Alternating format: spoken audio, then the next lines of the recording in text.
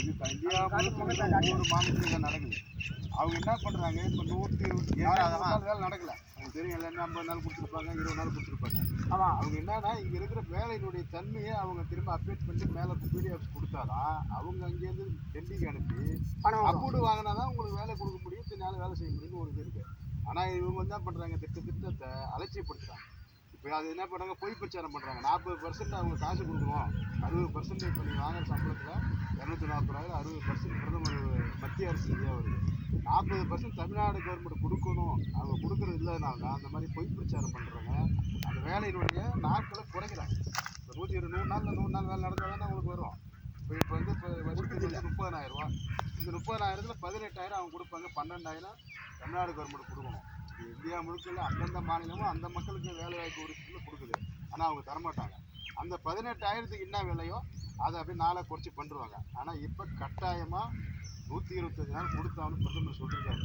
கண்டிப்பாக ஆட்சி மாற்றம் வந்த உடனே எங்களுக்கு சாதகமாக என்டிஏ கூட்டணி வந்த உடனே உங்களுக்கு வேலை வந்து 120 நாள் தொடரும். சம்பளம் ஏறுனது குறையாது. இது தொடர்ந்து தான் நினைக்கிறாங்க. நிறுத்தலாம் மாட்டாங்க. இது இடைத்தரகரும் கிடையாது. நேராக உங்களுக்கு பணம் உங்கள் அக்கௌண்ட் தான் வரும். அவங்க அக்கௌண்ட்டுக்கு வந்துடும்.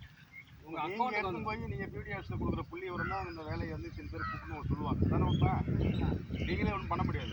ஏன்னா இந்த வேலையினுடைய இங்கே வேலைகள் இருக்குங்க, இவ்வளோ மக்கள் இருக்காங்க, இதுக்கான அந்த திட்டத்தை நீங்கள் தயாரித்து பிடிஓ ஆஃபீஸுக்கு அனுப்பி அது டெல்லிக்கு போனால் தான் அந்த வேலையை 120 நாள் உங்களுக்கு கொடுக்க முடியும். 30,000 ரூபா வருஷத்துக்கு. அதான் அந்த 18,000 நாங்கள் கொடுத்துருவோம். 12,000 அந்த திமுக அரசாங்கம் தர முடியாதுன்றதுனால உங்கள் வேலையை அந்த வேலை நாட்களை குறைக்கிறாங்க. இதுதான் வந்து 4.5 வருஷம் அதை பண்ணுறோம் தான் நாங்கள் வந்திருக்கோம். ஏன்னா முழுக்க இன்னைக்கு அதாவது முதியோர் உதவித்தொகையாக இருந்தாலும் அது இன்னைக்கு வேற 1,500 ரூபா பிரதமர் தான் கொடுக்குறாரு. இதுலேயும் நீங்கள் வாங்கிக்கலாம். உங்களுக்கு அதில் முதியோர் இருந்தாங்கன்னா ஊனமுற்றோம்னா இதில் சம்பளம் கொஞ்சம் அதிகமாக கொடுப்பாங்கன்னு நினைக்கிறேன். உண்டு. அது இல்லாமல் ரேஷன் கடையில் வாங்குற அரிசி பிரதமர் கொடுக்குறது கவர்மெண்ட் எதுவும் கொடுக்குறது கிடையாது. ஃப்ரீயாக அவர் தான் கொடுக்குறாரு. தொடர்ந்து 2045 வரைக்கும் நம்ம வளர்ச்சியார்ந்த நாடாக மாறுறதுக்காக இன்னும் 20 வருஷத்துக்கு மேலே இந்த திட்டம் நீடிக்கும். நிறுத்த மாட்டாங்க. ஏன்னா திட்டம் நிற்காது. ஏன்னா நம்ம ஊரில் கூட விவசாயம் பண்ணுறோம், பசுமையாக இருக்கும். இதே நம்ம தமிழ்நாட்டிலே தென் மாவட்டமாக இருக்கட்டும், வட இந்தியாவாக இருக்கட்டும், இதோட வறட்சியான மாவட்டமாக இருக்குது. மாநிலத்தில் வறட்சியான மாவட்டம் இருக்குது. அதனால் எக்காரணம் கொண்டும் பிரதமர் வந்து இந்த திட்டத்தை நிறுத்தப்பட்டார். ஏன்னா 30,000 அவங்களுக்கு இலவசமாக அரிசி கொடுக்குறாரு. 30,000 உங்களுக்கு இதர செலவுக்காக அது. ஏன்னா உங்களுக்கு ஒரு வேலை அது திட்டத்தை பிரதமர் நிறுத்தப்பட்டார். இப்போ நீங்கள் வாங்குறீங்களா 1000 ரூபா மகளிர் உரிமை தொகைன்னு சொல்லி அது ஏதோ உங்களுக்கு தேவை ஏதோ 10 ரூபா 1000 ரூபா பொதுவாக செய்யப்படும். ஆமாம், இந்த 30 அவர் கொடுக்குற அந்த 12,000 பிரதமர் கொடுக்குற 30,000 பெரிய கஷ்டம். ஆமாம், உங்களுக்கு வேலையும் வேலை. நம்ம ஊரில் இருக்கிற ஒவ்வொரு குட்டையும் சுத்தமாகிடுது, தண்ணி வந்தால் அதுக்கு தண்ணி போகுது. இது ஒரு நல்ல திட்டம் தானே. அது சொல்கிறது வந்து திட்டத்தின் பேர உறுதி வேலை வாய்ப்பு நிலத்துக்கு மோடி பணம் போட்டார்ல, அது இப்போ பட்டா இல்லாதவங்களுக்கு இப்போ பட்டா பண்ணிட்டு இருக்காங்க, அதுக்கு கொடுக்க மாட்டேங்கிறாங்களா? அதுவும் புதுசாக எழுதி கொடுக்கணும். அதே புதுசாக போய் எழுதி கொடுக்க போனதுக்கு தான் கொடுத்தவங்களுக்கு மட்டும்தான்.